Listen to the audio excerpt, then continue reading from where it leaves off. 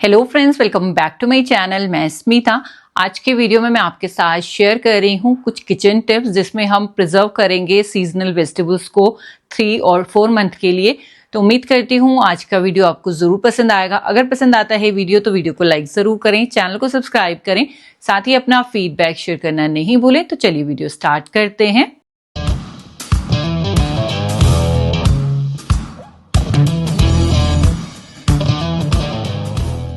Winters में हमने मूंगफलियां तो खूब सारी खाई और उसके जो छिलके हैं उनको हम डस्टबिन में फेंक देते हैं, बट आगे से आप ऐसा मत कीजिएगा।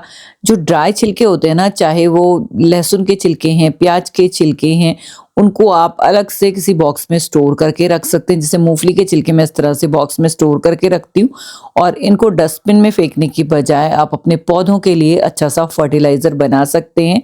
तो यहाँ पर मूंगफली के जो छिलके हैं वो ड्राई ही होते हैं। अगर आपको लगे हल्का सा मॉइस्चर है तो हल्की सी धूप दिखा दीजिए और फिर उसको किसी भी ग्राइंडर में लेके ग्राइंड कर लीजिए। देखिए बिल्कुल बारीक हो जाता है। कुछ थोड़े बहुत मोटे चंक्स रहते हैं, उनको आप दोबारा से ग्राइंड कर सकते हैं। तो इसी तरह से सारे जो मेरे पास छिलके थे ना वो मैं सारे ग्राइंड कर लूँगी। और यहाँ पे थोड़े से लहसुन के छिलके भी थे तो वो भी मैंने इसी में ऐड कर दिया और इनको भी अच्छे से ग्राइंड कर लिया। तो देखिए जो इतने सारे ये मेरे पास छिलके थे मूंगफली के, वो देखिए ग्राइंड होके एकदम पाउडर बन गया है। और इनको आप पौधों में देंगे ना तो ये पानी को एब्जॉर्ब करके भी रखते हैं, साथ ही खाद का तो काम करेंगे ही। जैसे ये थोड़े टाइम बाद पानी के साथ कांटेक्ट में आते हैं तो फिर ये हमारी खाद भी बन जाएंगे। बट उससे पहले जब तक ये ड्राई है ना, इसको आप पौधों में डालेंगे तो ये बहुत सारा पानी एब्जॉर्ब करके रखते हैं। और पौधों में यहाँ पे आप देख सकते हैं लेटस लगा हुआ है मेरा, तो इसमें भी मैं ये डाल दूंगी। इस तरह से ना काफ़ी मॉइस्चर बना रहता है, क्योंकि आजकल जैसे तेज़ धूप आ जाती है दिन में और सुबह शाम ठंडा है तो हम पानी भी नहीं देते क्योंकि मिट्टी गीली रहती है। उस वजह से काफ़ी सारे पौधे इस टाइम पे डेड हो जाते हैं। तो अगर आप इस तरह से कोकोपीट नहीं है तो ये मूंगफली के छिलके भी पौधों में डाल सकते हैं। ये भी काफ़ी सारा मॉइस्चर रिटेन करके रखते हैं। विंटर की जो स्पेशल सब्जियां हैं जैसे गाजर, मटर, गोभी, ये मुझे तो बहुत ज़्यादा पसंद है। इनको मैं प्रिजर्व करके रखती हूँ क्योंकि गाजर जो इस टाइम पे आती है ना विंटर वाली, वो समर में नहीं आती है और वो ऑरेंज कलर की गाजर में वो स्वाद भी नहीं होता। तो मैं इनको प्रिजर्व करके रखती हूँ। तो यहाँ पे मैंने 2 किलो लगभग गोभी अच्छे से कट कर ली थी। फ्लोरेट्स को मैं स्टोर करती हूँ। इसके बाद यहाँ पे पानी में थोड़ा सा नमक डाल के मैंने ये गोभी इसमें बॉईल करने रख दी थी। 1-2 मिनट ही गर्म पानी में आपको डालना है, वो पार बॉईल हो जाएगी बस। उसके बाद निकाल के आप इसको आइस कोल्ड वाटर में डाल दीजिए तो कलर भी बहुत अच्छा रहता है, हल्का सा ये बॉईल भी हो जाती है। इस तरह से आप इनको स्टोर करके रख सकते हैं। इसी तरह से मैं मटर भी सीजन में काफ़ी सारे स्टोर करके रखती हूँ। अभी मटर मैंने की नहीं है, थोड़ी सी की थी, बट लास्ट ईयर की भी मेरे पास काफ़ी सारी अभी बची हुई है। तो मैं सोचती हूँ कि इस बार थोड़ी सी कम की जाए और थोड़ा सा लास्ट में करूँगी। ये देखिए गोभी एकदम सॉफ्ट ही हो गई है, तो उसको निकाल के ठंडे पानी में थोड़ी देर छोड़ेंगे ताकि इसका कुकिंग प्रोसेस रुक जाए। इसके बाद इसको जब ये ठंडा नॉर्मल टेम्परेचर पे आ जाए फिर आप इसको फैला के कपड़े पे सुखा दें ताकि इसमें पानी ना रहे। इसी तरह से गाजर को कुछ मैंने इस तरह से मोटे पीसेस में कर लिया था और कुछ को मैंने ग्रेट कर लिया था। ग्रेट मैं इसलिए करती हूँ जैसे कभी पोहा बनाना है या कोई उत्तपम बनाना है तो उसमें हमें ग्रेटेड चाहिए। फिर ये क्यूब्स जब फ्रीज हो जाते हैं ना तो हार्ड हो जाते हैं, तो फिर उनको छोटे छोटे पीसेस में कट करना उस टाइम पे पॉसिबल नहीं होता है। तो इस तरह से अगर आप ग्रेट करके रखेंगे तो डायरेक्टली 1 क्यूब आप अपने बैटर के साथ मिक्स कर दीजिए तो वो परफेक्ट रहता है। तो यहाँ पे गाजर को भी छोटे छोटे पीसेस में मैंने किए थे। यहाँ पे पानी में मैंने नमक डाला है, उसके बाद मैंने गाजर डाला। नमक बिल्कुल थोड़ा सा हम ऐड करेंगे, इससे कलर काफ़ी अच्छा ब्राइट हो जाता है। आप देखेंगे पानी में जाते ही बहुत अच्छा कलर आ गया। और जो ग्रेट की हुई है उसको किसी छलनी में इस तरह से आप रखिएगा ताकि वो बिखरे नहीं, फिर आपको निकालने में अदरवाइज बहुत ज़्यादा परेशानी होगी। तो इस तरह से मैंने दोनों ही गाजर एक ही पैन में इस तरह से डाल दी हैं। दूसरी तरफ मैंने यहाँ पे आइस कोल्ड वाटर रेडी रखा है। जो ग्रेटेड वाली है उसको बहुत ज़्यादा रखने की ज़रूरत नहीं है, जस्ट 1 मिनट ही मैंने रखा और निकाल के इसको ठंडे पानी में रख दिया। उसके बाद इस गाजर को निकाल के, क्योंकि पानी तो इसका इस छलनी में से छन जाएगा, उसके बाद इसको कपड़े पे आप फैला दीजिए थोड़ी देर। इसका जो पानी है ना वो ड्राई हो जाना चाहिए, अदरवाइज फिर आइस क्रिस्टल्स जमने शुरू हो जाते हैं जब आप इसको फ्रीज़र में रखेंगे। तो इसको कपड़े पे इस तरह से फैला के मैं थोड़ी देर बाहर रख दूंगी हवा में। हल्की सी धूप है तो भी आप रख सकते हैं। तो 2-3 मिनट छोड़ के आप देखिएगा बिल्कुल ड्राई हो जाती है सब्जी। इसी तरह से गाजर भी निकाल ली थी, उसको भी मैंने अच्छे से ड्राई कर लिया था। अब इनको आप पैक कर सकते हैं बॉक्सेस में। जो ग्रेटेड गाजर है उसको आप छोटे-छोटे, अगर आपके पास बॉक्सेस हैं तो उनमें अलग-अलग रख सकते हैं, जितनी आपकी एक बार में यूज़ होती है गाजर उतनी। अब मेरे पास ऐसा कोई बॉक्स नहीं था तो मैं आइस क्यूब में ही इनको इस तरह से सेट कर रही हूँ। इस तरह से क्या होगा ना, एक आइस क्यूब निकालेंगे और हमारा काम हो जाएगा। तो ये भी ध्यान रखिएगा कि जब आप कोई चीज़ फ्रीज़ करते हैं ना, तो ऐसा कोई बर्तन यूज़ करें जिसमें से आप छोटी क्वांटिटी में निकाल पाएँ। अगर आप बार-बार बाहर निकालते हैं फ्रीज़र से और फिर उसको रखते हैं, तो उसके खराब होने के चांसेस ज़्यादा होते हैं। तो इस तरह से क्वांटिटी डिस्ट्रीब्यूट कीजिएगा कि आपको आसानी हो उसको जब आपको यूज़ करना हो। तो देखिए मैंने पैक कर दिया है। ऑलरेडी मेरे पास मटर के 2 कंटेनर हैं। ये लास्ट ईयर की मटर मेरे पास अभी भी बची हुई है। तो इस साल मुझे बहुत ही कम करनी है। गाजर भी जो मैंने फ्रीज़ की थी ना, ये देखिए क्यूब्स इस तरह से बन गए। तो इन क्यूब्स को ना बहुत ही ईज़िली आप किसी भी चीज़ में यूज़ कर सकते हैं। तो इस तरह से जब ये क्यूब्स बन जाए ना, उसके बाद चाहे तो आप किसी जिपलॉक बैग में या किसी कंटेनर में स्टोर करके रख सकते हैं। काफ़ी ज़्यादा कन्वीनिएंट हो जाता है ये प्रोसेस। और ये सारी चीज़ें ना मील प्लानिंग का ही एक पार्ट है। अब मैं आपके साथ शेयर कर रही हूँ, जो मैंने मेथी प्रीमिक्स बनाया था ना, उसको मैंने जस्ट शेयर किया था कि मैंने कोई मेथी प्रीमिक्स बनाया है, बट उसकी रेसिपी नहीं शेयर की थी। तो वो मैं यहाँ पे शेयर कर रही हूँ। उसको यूज़ किस तरह से मैं करती हूँ वो भी मैं शेयर करूँगी। तो यहाँ पे मैं ये लहसुन के पत्ते मेरे पास थे और मेथी के साथ मैं इस प्रीमिक्स को बनाऊँगी। तो मेथी धुल के रखी है मैंने, उसको भी बारीक-बारीक चॉप कर लेंगे, साथ ही लहसुन के पत्ते। अगर आपके पास लहसुन के पत्ते नहीं है तो आप गार्लिक भी चॉप करके यूज़ कर सकते हैं। अब एक पैन लेंगे, उसमें थोड़ा-सा ऑयल डालेंगे, बहुत ज़्यादा ज़रूरत नहीं है, जस्ट ये सारी चीज़ें भुन जाएँ उतना। इसमें मैंने जीरा ऐड किया है, थोड़ा-सा अजवाइन ऐड करूँगी और अब इसमें हम डाल देंगे मेथी के पत्ते और लहसुन के पत्ते जो हमने यहाँ पे चॉप करके रखे हुए हैं। तेल और जीरे के साथ अच्छे से इनको भून लेंगे, क्योंकि इसी में मॉइस्चर है, बाकी चीज़ें तो हम इसमें ड्राई डालने वाले हैं। और इसको अच्छे से मिक्स कर देंगे। इस तरह से जब आप भूनेंगे ना इसको हाई फ्लेम पे चलाते हुए, तो ये बिल्कुल ही एकदम सॉफ्ट हो जाएगा और बहुत ही कम क्वांटिटी में हो जाएगा। यहाँ पे आप देख सकते हैं। तो धीरे-धीरे इसको इस तरह से चलाते रहिए जब तक कि ये बिल्कुल ड्राई नहीं हो जाएँ पत्ते। इसके बाद इसमें हम सारे ड्राई इंग्रेडिएंट ऐड करेंगे। सबसे पहले मैं इसमें ऐड कर रही हूँ बेसन। तो बेसन 3 से 4 चम्मच आप इसमें ऐड कर दीजिएगा। बेसन इसमें बहुत अच्छा टेस्ट भी ऐड करेगा, साथ ही जो मॉइस्चर होगा ना उसको भी एब्जॉर्ब करने का काम करेगा, जिससे कि इसकी सेल्फ लाइफ काफ़ी ज़्यादा बढ़ जाती है। ये देखिए बेसन के साथ हम इसको अच्छे से भून लेंगे। ये ड्राई हो जाता है काफ़ी, और बेसन की जब अच्छी सी भीनी खुशबू आने लगे, बस उतना आपको बेसन को भूनना है। इसके बाद आप इसमें ऐड कर दीजिए अपने टेस्ट के अकॉर्डिंग बेसिक मसाले, हल्दी, मिर्ची, नमक, चाट मसाला, काला नमक, और जो भी चीज़ें आप ऐड करते हैं ना मसाले में पराठा बनाते हुए, ध्यान रखें कि पराठा बनाते हुए क्या क्या चीज़ें डालते हैं, बस वही। नमक मैंने ऐड कर दिया, काला नमक और नमक दोनों ऐड किए, और इनकी क्वांटिटी इस तरह से रखिए कि बहुत ज़्यादा भी ना हो जाए। आप मसाले में बाद में जब आप पराठा बनाए तब भी ऐड कर सकते हैं नमक, तो थोड़ा सा बैलेंस ही रखिएगा, बहुत ज़्यादा भी रखने की ज़रूरत नहीं है। बस ये मसाला हमारा बनके रेडी हो गया है। अभी पैन गरम है तो इसको थोड़ी देर चलाते रहें जब तक कि ये ठंडा नहीं हो जाए, या फिर इसको एक प्लेट में निकाल सकते हैं, और जब ठंडा हो जाए फिर इसको स्टोर करेंगे। ये देखिए इस तरह का ड्राई हो गया है ये ठंडा होने के बाद में। और अब मैं इसको फिल करूंगी एक ग्लास बॉटल में। ये देखिए कितना बढ़िया इसका टेक्सचर हो गया है मसाले का, कोई कहेगा नहीं कि इसमें हरी मेथी हमने ऐड की है, और फ्लेवर भी गजब आता है इसका। अब इससे हम पराठे बनाएंगे। तो उसको पराठे बनाने के लिए या तो आप जैसे पनीर आलू का बना रहे हैं तो उसमें थोड़ा मिक्स कर दीजिए, तो उस तरह से ये पराठा बन जाएगा, या सिंपल इसी मसाले के साथ आप लच्छा पराठा या प्लेन पराठा या स्टफ पराठा बना सकते हैं। तो यहाँ पे आज मैं 2 तरीके से आपको दिखा रही हूँ। एक तो मैंने पनीर यहाँ पे थोड़ा सा ग्रेट किया है, उसमें 2 चम्मच लगभग ये मसाला ऐड कर दिया है, तो कुछ और ऐड करने की ज़रूरत नहीं है। अब एक बड़ी सी लोई मैं लेके यहाँ पे पहले आपको दिखाऊंगी इसका प्लेन पराठा। तो यहाँ पे ये देखिए इस तरह से मैंने ये पूरी रोटी की तरह बेल दिया है। इसके बाद इसके ऊपर लगाएंगे थोड़ा सा घी, और ये जो हमने ड्राई मसाला बनाया है ना, इसको आप इस तरह से स्प्रिंकल कर दीजिए इसके ऊपर।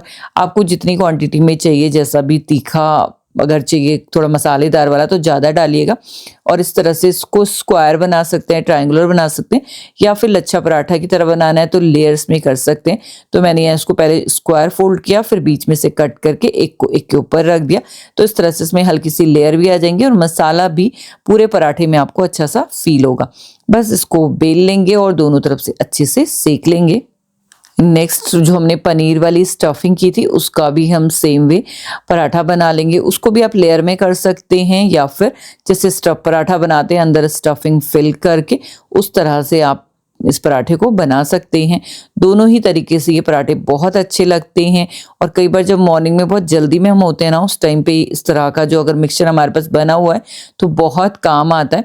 और इसको अपने हिसाब से आप कस्टमाइज कर सकते हैं। मैं जिस तरह का पराठा घर पे बनाती हूँ मैं उसी तरह के मसाले इसमें ऐड कर रही हूँ। आप चाहें तो और कोई ग्रीन्स डाल सकते हैं, ग्रीन चिली भी चॉप करके डाल सकते हैं।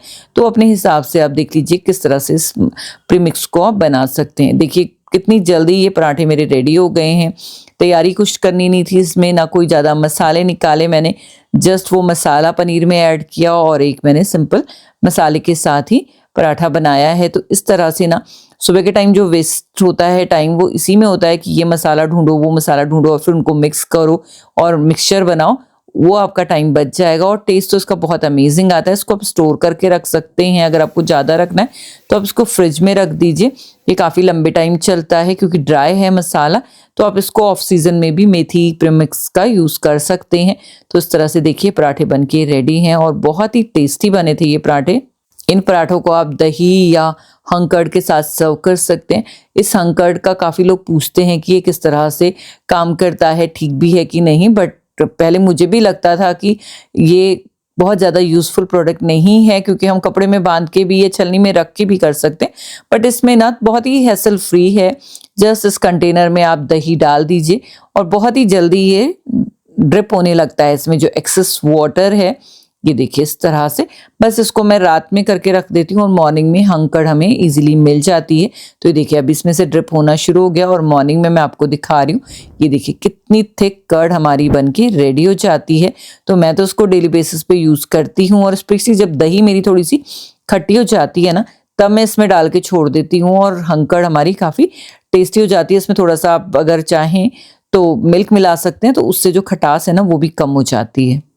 जब भी हम एग करी या वैसे भी बॉईल करते हैं ना एग बॉयलर में एग, तो आप देखेंगे जो उसकी हॉट प्लेट होती है ना नीचे, वो बहुत ज़्यादा बर्न हो जाती है। तो इसको जब ये गीला होता है ना उसी टाइम पे आप इसको क्लीन करें तो बहुत इजीली क्लीन हो जाता है। जैसे मैंने हाथ से आपको दिखा रही हूँ तो हल्का सा गर्म था ये, तो इस टाइम पे इस तरह से क्लीन हुआ है। बट कई बार जब हार्ड वाटर के स्टेन होते हैं ना तो वो और भी हार्ड होते चले जाते हैं यहाँ पर। तो इसके लिए आप जब भी ये गीला हो ना उसी टाइम पे कोई भी क्लीनर जो भी आप यूज़ करते हैं अपनी किचन में, ऑल पर्पस क्लीनर, उसका हल्का सा स्प्रे इसके ऊपर कर दीजिए और उसी टाइम इसको रब कर दीजिए। अगर आपको लगता है तो मेटल वूल से भी आप कर सकते हैं अगर बहुत ही हार्ड स्टेन है। उसके बाद बस सूखे कपड़े से इसको साफ कर लीजिए और चाहे तो एक बार पानी के कपड़े से भी साफ कर सकते हैं। तो इस तरह से ये ना बिल्कुल साफ हो जाता है और हर बार ही आप इसको क्लीन कीजिएगा। अदरवाइज अगर आप ऐसे छोड़ देंगे ना तो फिर ये दाग बहुत ज़्यादा हार्ड हो जाते हैं, फिर इनको क्लीन नहीं कर सकते। मैं इसको रेगुलर बेस पे यूज़ करती हूँ और इसकी आप देखिए हॉट प्लेट एकदम क्लीन है। तो इस तरह से अगर आप अपने यूटेंसिल की केयर करते हैं ना तो वो सालों साल बिल्कुल नए जैसे रहते हैं। ये वाला जो स्पेस है ना ये है मेरा किचन के साथ वाला यूटिलिटी एरिया। ये आप लोगों ने वैसे तो देखा है वीडियो में, पर प्रॉपर टूर मैंने कभी नहीं इसका दिया आपको। तो यहाँ पे एक्चुअली मैंने आज ये खाली किया हुआ है तो मैंने कहा चलो आपके साथ शेयर भी कर देती हूँ। यहाँ पे नीचे डिश वॉशर है, इस तरफ स्टोरेज एरिया, साथ में सिंक वगैरह, सामने विंडो है और इस तरफ भी थोड़ा स्पेस है जहाँ पे मैं एक कैबिनेट रखती हूँ और इधर मैं काफ़ी सारे अपने पैन पॉट्स रखती हूँ। बट यहाँ पे ये जगह मैं आज इसलिए आपको दिखा रही हूँ क्योंकि जो गैप्स होते हैं ना जहाँ पे हमारे सिंक जुड़ा होता है या जहाँ पे मार्बल और वॉल का जो गैप होता है उसमें कई बार ना थोड़े टाइम के बाद, जैसे अभी हमें 3-4 साल हो गए इस घर में, तो गैप आना शुरू हो जाता है। तो इनको फिल करने के लिए हमने आज ये रेजिन वाला जो फिलर है ना वो करवाया था। ये ट्रांसपेरेंट होता है और इसमें ये हार्डनर हमें ऐड करना होता है। बट ये वाला काम तो काफ़ी अच्छे से करा था, बट इसको यूज़ करते टाइम हम मास्क जरूर पहने क्योंकि बहुत ही स्ट्रॉन्ग स्मेल थी इसकी। तो हमें आइडिया नहीं था इतना कितना स्ट्रॉन्ग हो सकता है क्योंकि जब हमने खोला था बॉक्स तो इतना नहीं लग रहा था, बट करते करते बहुत ज़्यादा, तो फिर मैंने उसके बाद वो कुछ भी शूट नहीं किया कि मुझसे वहाँ खड़ा भी नहीं रहा जा रहा था। बट अभी मैं आपको दिखा रही हूँ, ये देखिए साइड में हल्का सा आपको निशान दिख रहा होगा डार्क सा, तो यहाँ पे ये सारा कर दिया। 2 दिन के बाद ये सूखा था, सूखने में भी टाइम अच्छा लगता है, तो 2 दिन तक बिल्कुल इसको खाली रखना था। उसके बाद ये ड्राई हो गया है। अब यहाँ पर मैं किस तरह से अरेंज करके रखती हूँ चीज़ों को, डिश वॉशर के ऊपर वाली जो जगह है ना, वहाँ पे इस तरह से मैट के ऊपर मैं अपना पैन वाला स्टैंड रखती हूँ, जिसमें जितने भी पैन है मेरे पास, तवे पैन, वो सारे इसी में ही आते हैं। तो यहाँ से क्लीन करके रखना भी आसान है और यूज़ करना भी आसान है। पीछे 2 कंटेनर हैं, एक में राइस, एक में एक्स्ट्रा जो शुगर है वो मैंने रखी हुई है, तो उसको स्लाइड करके हम साइड से निकाल सकते हैं। तो ये वाला स्टैंड मैंने पहले भी आपको वीडियो में दिखाया हुआ है। तो उसमें काफ़ी सारे पैन आ जाते हैं, मेरे 9-10 पैन आराम से आ जाते हैं, और कास्ट आयरन के हेवी पैन इसमें आ जाते हैं। तो मैं कहूँगी काफ़ी अच्छा प्रोडक्ट है। अगर आपको सर्च कर रहे हैं इस तरह का कुछ ऑर्गेनाइजर, तो आप ज़रूर उसको परचेस कर सकते हैं। देखिए इतनी सी जगह में ना काफ़ी सारे पैन आ जाते हैं। एक सेक्शन में 2 मैं रखती हूँ, तवे तो 3 भी आ जाते हैं, बट पैन थोड़ा डीप होते हैं तो 2 आते हैं। तो इस तरह से एक पैन, एक तवा इस तरह से रख सकते हैं, तो काफ़ी स्पेस निकल आता है। इसके साथ ही जो डेली बेसिस के कप्स वगैरह है ना, वो मैं इस स्टैंड में रखती हूँ, और इसको भी यहाँ पे पीछे आराम से अरेंज कर सकते हैं। तो वॉश होने के बाद यहीं पे हैंग हो जाते हैं। इसमें छोटे कप्स भी रखे हुए हैं, जैसे कभी हेल्पर को देना हो या कुछ इस तरह से यूज़ करने के लिए। तो मैंने इस तरह से ये यहाँ पे बैक साइड में रखे हुए हैं। आगे मैंने यहाँ पे ये डिश ड्रेन ट्रे रखी हुई है, क्योंकि अब बर्तन कम ही धुलते हैं हाथ से, तो उसके ऊपर आराम से आ जाते हैं। जो हमारी डेली की परात है या बास्केट है, वो मैंने इसके ऊपर रखी है, और ये स्टैंड के ऊपर रखी है ताकि इनको स्लाइड करके यहाँ पे क्लीन कर सकें। साथ ही डिश वॉशर की टैबलेट्स वगैरह, और पीछे इस तरह से रेंजेट और जो भी हैंड वॉश वगैरह हैं वो सारे मैंने पीछे रखे हुए हैं। जो रेगुलर में यूज़ नहीं होते हैं, एक्स्ट्रा हैं, वो इस तरह से यहाँ पे रख दिए हैं। जैसे टैबलेट्स मैं जो यूज़ करती हूँ वो मैंने आगे रखे हैं, और जो एक्स्ट्रा मेरे पास है वो मैंने इस तरह से पीछे रखे हैं। साइड में ये आपको दिखा ही दिया मैंने कि ये पैन मैंने यहाँ रखे हैं, और देखिए कितने सारे हैं। 3 इसमें कास्ट आयरन के पैन हैं, और जो साइड में थोड़ी सी जगह रहती है ना, उसमें जो मेरा छोटा कास्ट आयरन का पैन है वो बहुत ही ईजिली आ जाता है। तो उसको मैं रेगुलर में बहुत ज़्यादा यूज़ करती हूँ, मतलब दिन में 3 बार भी अगर मील बनती है तो 3 बार भी ये तड़के के लिए यूज़ होता है। तो इस तरह से कुछ अरेंज कर दिया है मैंने यहाँ पे। और बाकी ये वाला जो स्पेस है ना, ये मैं थोड़ा खाली रखती हूँ, क्योंकि जब वेजिटेबल्स वगैरह आती हैं तो धुलने के बाद यहाँ पे वो ड्राई होती रहती हैं आराम से। और सारी चीज़ें इस तरह से रखी हैं कि उनको स्लाइड करके हम निकाल सकते हैं। जैसे बैक साइड में मैंने एक ट्रे के ऊपर सारी चीज़ें रखी हैं, यहाँ पे भी स्टैंड के ऊपर रखी हुई हैं। तो जो भी चीज़ें आप अरेंज करें ना, उनको अगर आपको मैक्सिमम यूज़ करना है तो इसी तरह से रखें, ताकि आप उनको स्लाइड कर सकें, क्लीनिंग ईजी रहे और आपका काम भी आसान रहे। तो उम्मीद करती हूँ आज की ये टिप्स आपको ज़रूर पसंद आई होंगी। अगर पसंद आई हैं तो वीडियो को लाइक ज़रूर कीजिएगा, चैनल को सब्सक्राइब कीजिएगा, साथ ही अपना फीडबैक शेयर करना नहीं भूलिएगा। अगले वीडियो में मैं आपके साथ शेयर करूँगी एयर फ्रायर में होली स्पेशल स्नैक्स, तो स्टे ट्यून फॉर दैट।